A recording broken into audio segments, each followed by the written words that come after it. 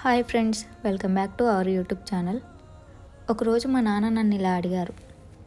ఏంటంటే, ఒక ఊర్లో రాము అనే ఒక అబ్బాయి చాలా కష్టపడి చదువుకున్నాడు. ఇంకొక ఊర్లో రాజు అనే అబ్బాయి కష్టపడి పని చేసి చాలా డబ్బులు సంపాదించాడు. అయితే రాజు అనే అబ్బాయి దగ్గరికి రాము పని చేయడానికి వచ్చాడు. ఇప్పుడు చెప్పు, డబ్బులు సంపాదించిన రాజు గొప్పవాడా, రాజు దగ్గర పనిచేసే రాము గొప్పవాడా అని అడిగారు. అప్పుడు నేను ఇలా చెప్పాను, ఇద్దరి చేత పని చేయించిన డబ్బు గొప్పది నాన్న అని చెప్పాను. అప్పుడు మా నాన్న ఏమన్నాడంటే, కానీ ఇక్కడ అందరు తెలుసుకోవాల్సిన విషయం ఏంటంటే 100%లో 80% చదువుకున్న వాళ్ళు బాగుపడతారు, చదవకుండా పైకి వచ్చేవారు 10% మాత్రమే ఉంటారు.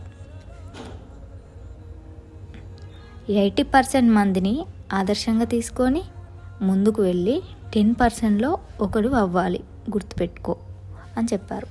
అప్పుడు నాకు ఒక మాట గుర్తుకొచ్చింది. నాన్న అనే బంధం. ఒక ఇంట్లో నాన్న అంటే ధైర్యం, ఇంకో ఇంట్లో నాన్న అంటే భయం. ఒకరికి నాన్న అంటే నడవడిక నేర్పించే గురువు, ఇంకొకరికి నాన్న అంటే నరకం చూపించే దుర్మార్గుడు. ఒక్కోసారి నాన్న అంటే అర్థం చేసుకునేవాడు, ఇంకోసారి నాన్న అంటే అర్థం అవ్వనివాడు. నాన్న ఉండి బాధపడేవారు కొందరైతే నాన్నని తలుచుకుంటూ బాధపడేవారు మరికొందరు. అందరి జీవితాలు ఒకేలా ఉండవేమో, అందరి నాన్నలు ఒకేలా ఉండరేమో, కొంతమందికి అసలు నానే ఉండరేమో, అందులో నేను ఒకదాన్ని.